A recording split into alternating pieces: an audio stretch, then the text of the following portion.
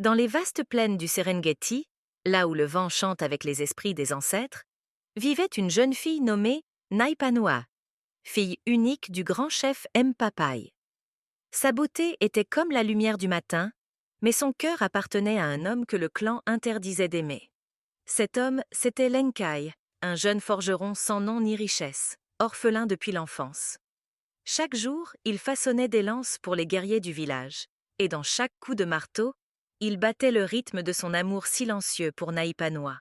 Un soir de fête, sous le ciel rouge du crépuscule, les tambours résonnaient dans tout le village.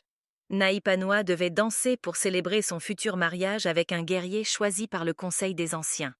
Mais dans la foule, ses yeux croisèrent ceux de Lenkai. En un instant, le monde s'arrêta. Ce regard, c'était le feu du destin. Dès cette nuit-là, ils commencèrent à se retrouver en secret, près de la rivière sacrée. Là, sous la lune et le souffle du vent, ils parlèrent d'un amour qu'aucune tradition ne pourrait détruire. Naipanua lui offrit un collier de perles rouges, symbole de son cœur et de sa promesse. Mais dans l'ombre, quelqu'un les observait. Le lendemain, la rumeur se répandit comme une traînée de feu. Le chef Mpapai, en apprenant la vérité, entra dans une colère terrible. Pour lui, sa fille avait sali le nom du clan. Devant les anciens, il jura que cet amour interdit serait effacé par le sang et le feu. La vieille voyante Nasserian, la seule à connaître la prophétie, s'avança devant lui.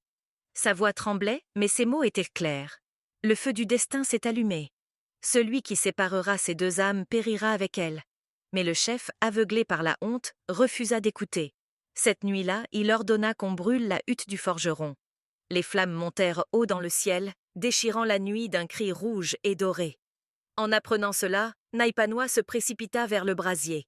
Les guerriers tentèrent de la retenir, mais son cri perça leur cœur. « Si l'amour doit mourir, alors je mourrai avec lui. » Elle plongea dans le feu, cherchant Lenkai parmi les flammes. Il était là, agenouillé, les yeux levés vers elle. Leur dernier regard fut un adieu et une promesse. Rien, ni le feu ni la mort, ne nous séparera.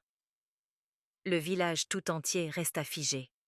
Le vent se leva soudain, et les flammes prirent une forme étrange, comme deux silhouettes enlacées montant vers le ciel. Puis le feu s'éteignit. Au matin, il ne restait rien, que des cendres rouges et un collier de perles fondues. Des années passèrent.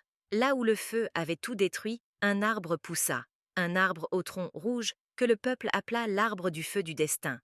On dit que quiconque y dépose une perle rouge trouvera l'amour vrai, même au-delà de la mort. Et chaque soir, lorsque le vent souffle sur la savane, certains affirment entendre deux voix s'unir dans le murmure du feu. L'amour ne meurt pas, jamais. Il renaît à chaque battement du destin.